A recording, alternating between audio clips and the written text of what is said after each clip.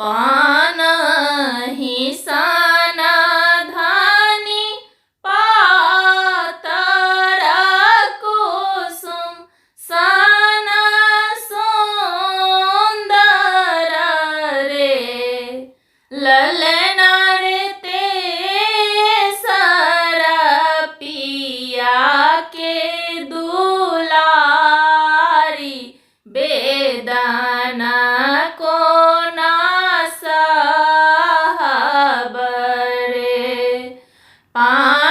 पानहि सन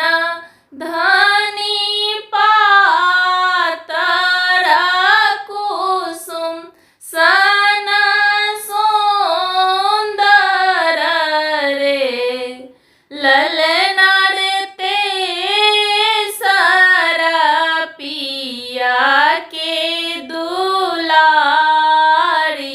बेदना को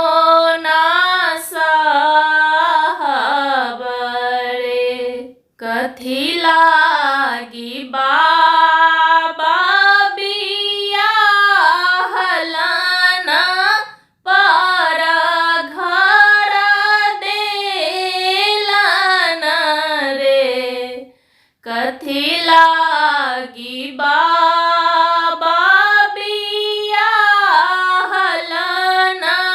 पर घर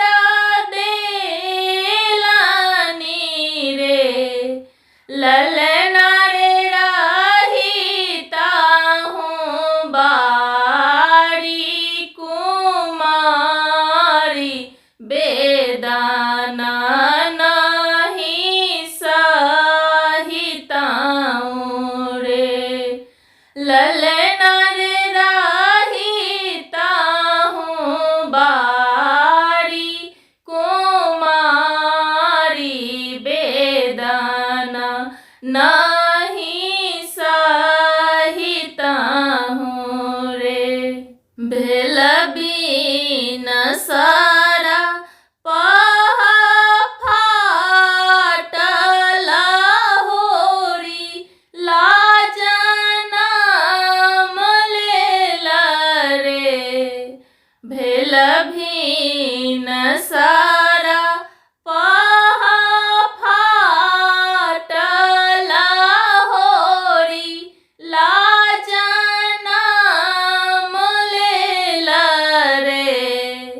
ललना रे बाजा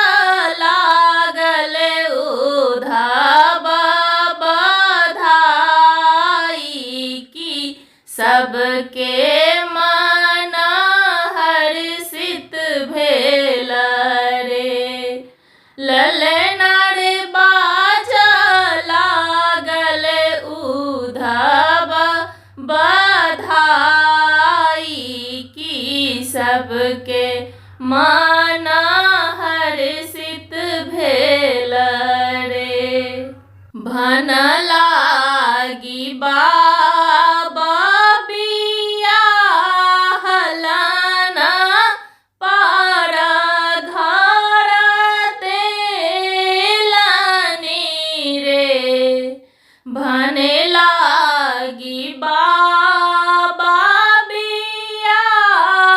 बियाहलन पर घर देलनि रे ललना रे रहिता हूँ बारी कुमारी होरीला कहाँ पविता हूँ रे ललना रे रहिता हूँ बारी कुमारी होरीला का